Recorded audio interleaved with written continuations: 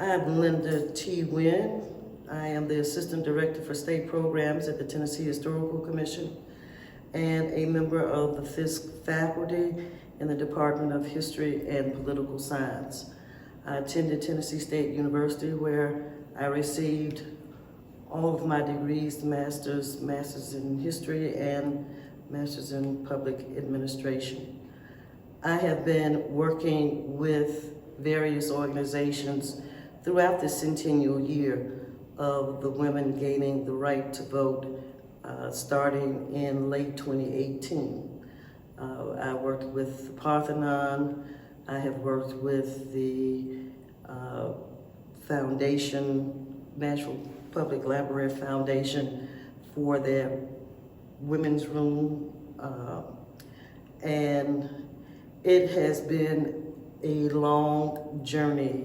It has been very interesting from a historical perspective to see the intersection of race and gender, to see the intersection of the 19th Amendment with the 14th and 15th Amendments, to understand that even though African American women participated in the suffrage movement, many of them, if not most of them, did not gain the right of the franchise until the Voting Rights Act of 1965.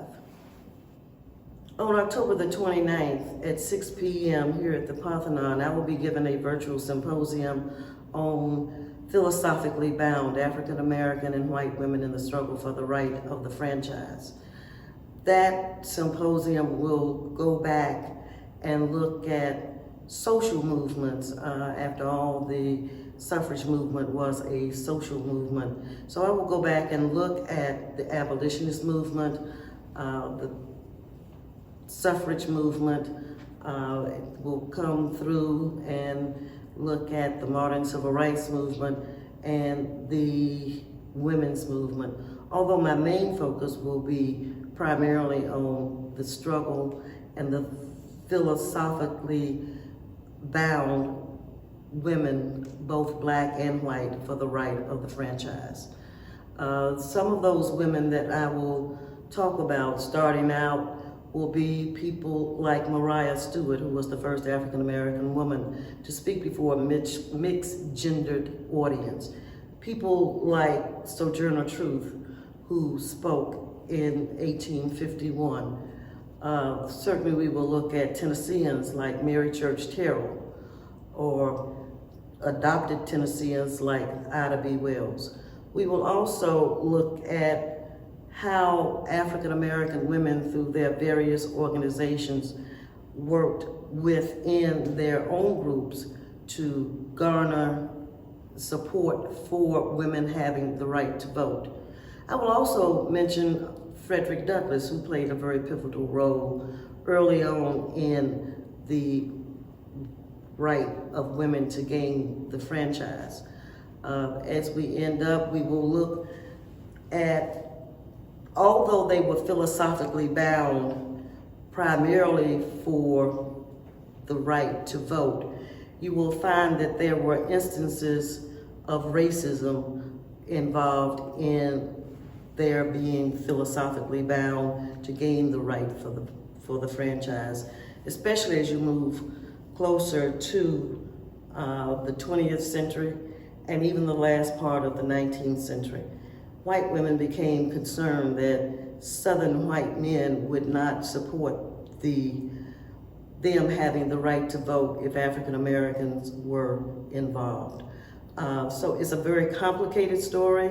It's a story that shows that you can work together if you have a common goal.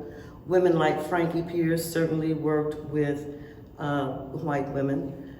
She, as a matter of fact, she spoke in the state capitol before the League of Women Voters, and she very pointedly asked, what will the Negro woman do with the vote? She answered that question by saying, yes, we will support white women, but we want something in return. And the something that they wanted in return was a vocational school for girls.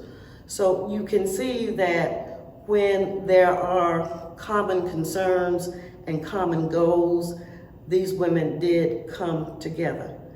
But after the passage of the 19th Amendment, Black women more or less were deserted by white women. The majority of them were not allowed access to the ballot. And it would take the Voting Rights Act of 1965 in order for them to garner the right to vote.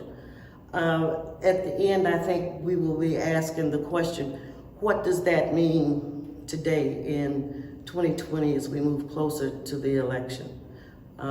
Because after all, people, minorities, women, struggling for the right of the franchise, where are we today?